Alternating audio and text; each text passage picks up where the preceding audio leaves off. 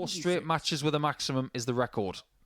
But he might want to get a wriggle on here, otherwise the opportunity for that may be lesser and lesser, because Brooks here looking at Tots for a 2-0 lead, and Tots is pinned for a 2-0 lead, and an authoritative dart to that target as well. So 2-0 to the man from Blackburn. Because we say it somewhat phonetically. They don't have an R in it. It's Blackburn. 190. Thanks, Conan.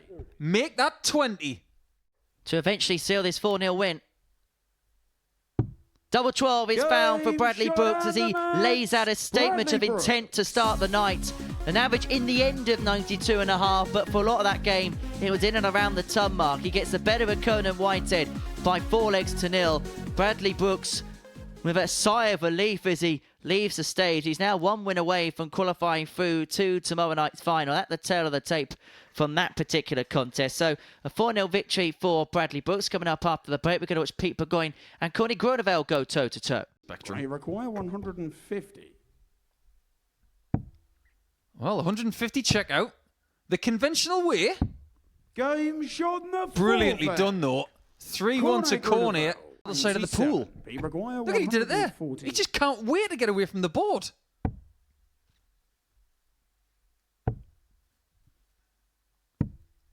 Well, he found himself in the deep end at the beginning of the night as far as his chance of making it through were concerned. But that opening win gives Groeneveld every single chance moving forward.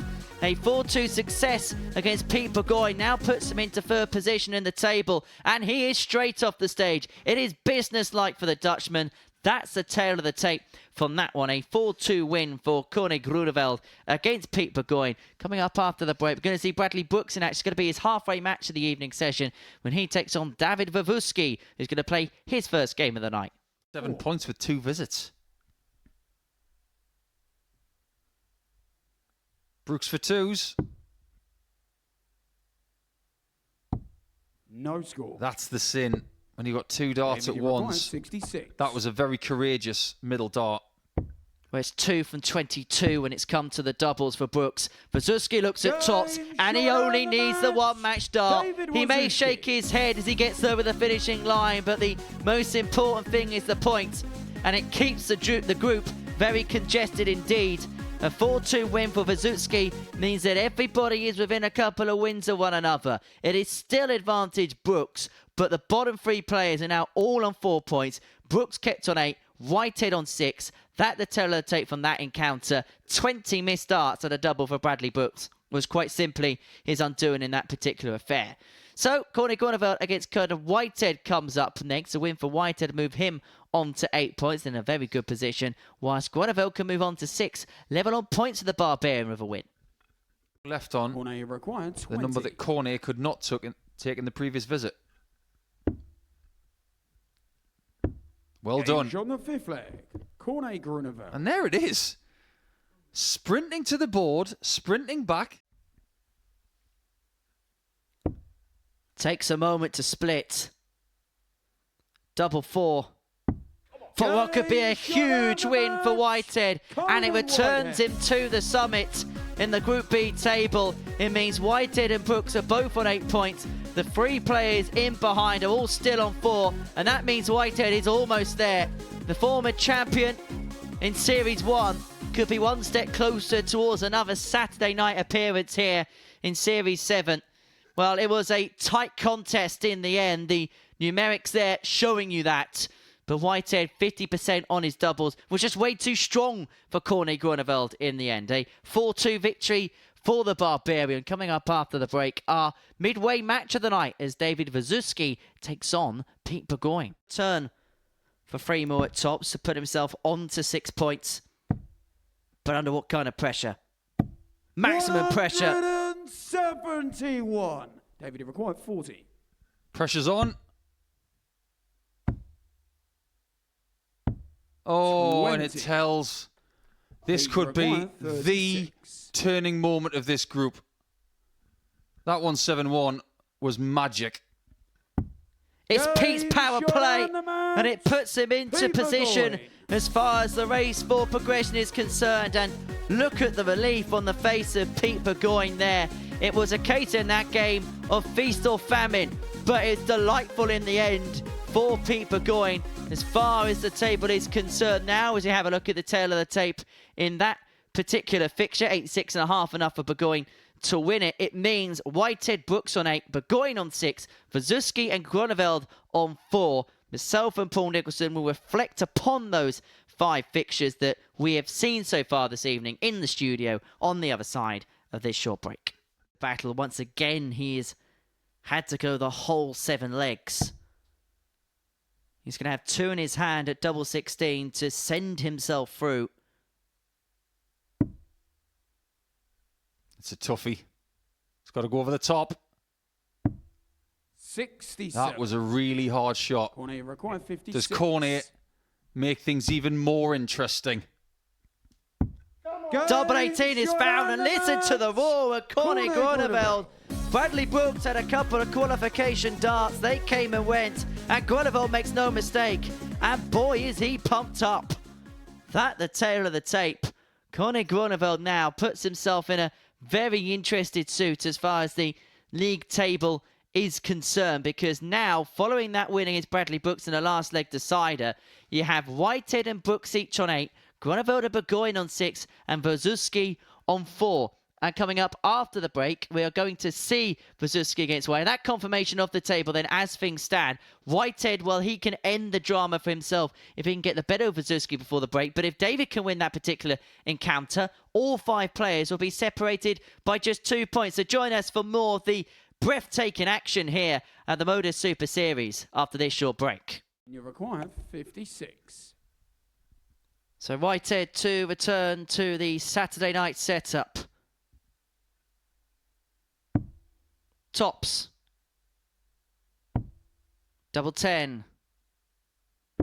And the Barbarian returns to the business end of the week. The former champion is back into Saturday night. A 4-1 victory against David Vusi confirms his place into tomorrow night's red carpet occasion. A look of relief, a lovely embrace between the pair. Conan Whitehead, he is in, and he knows he is in.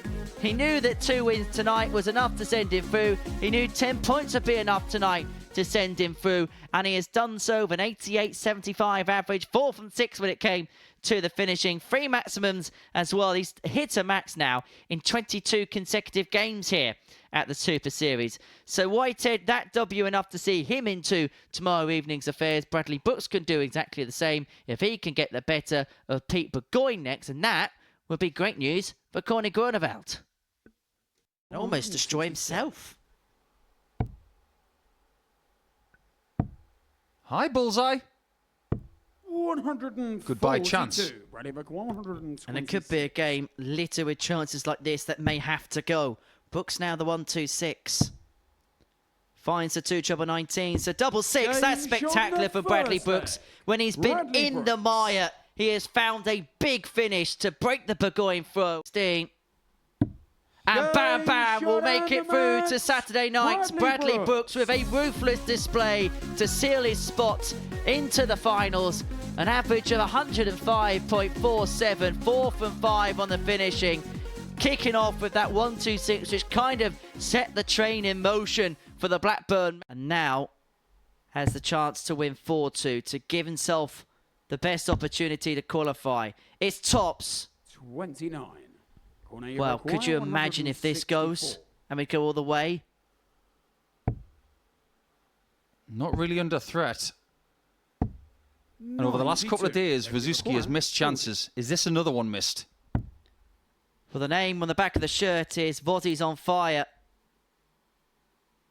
And Vusi has won a fiery affair by 4 legs to 2 against Cornet Groeneveld.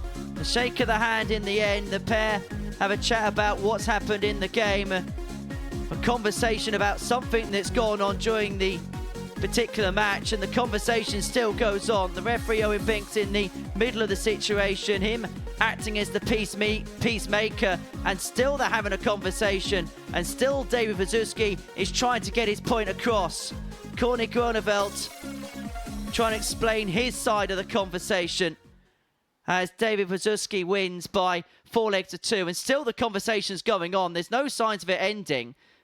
is still going on stage. Vusi is 1-4-2, and still the deliberations and the conversations go on. But as far as the table is concerned, it now means this. Groeneveld minus 4-6 points. It means that he can no longer do anything more. David Vusi 6 points minus 3. And because we're looking ahead to the next game, Whitehead against Burgoyne, we will give you and dot the I's and cross the T's as the players depart the stage after a fiery affair. It's Whitehead against Burgoyne. It's our final game of the session after this short break. Playing in his second Saturday night from 5 appearances. Just look at Burgoyne in the background there. He knows it's a final. However, there you go. He's done it. It means Kona's going to come back with 3 more in hand to knock Burgoyne out and send Vusi through. Double 5. And send Vusi through. He will. Conan Whitehead with a comprehensive 4-0 win, which knocks Pete Burgoyne out and sends David Vusi through to tomorrow night's final. In the process, Whitehead's the winner. This is his gaff, this is his house, this is his manor, this is his home, a place where he's won on many an occasion. He's won the biggest title in this building before, and he is in good shape to return to Champions Week once again. That the tail of the tape from a 4-0 win against Pete Burgoyne, which has sent him out of the competition. It has sent David Vusi through. In the middle of that pack is Bradley Brooks as well. So Whitehead 4, Burgoyne 0 rounds off the evening's action. Myself, Paul Nicholson, will be reflecting on all the action in the studio on the other side of this short break.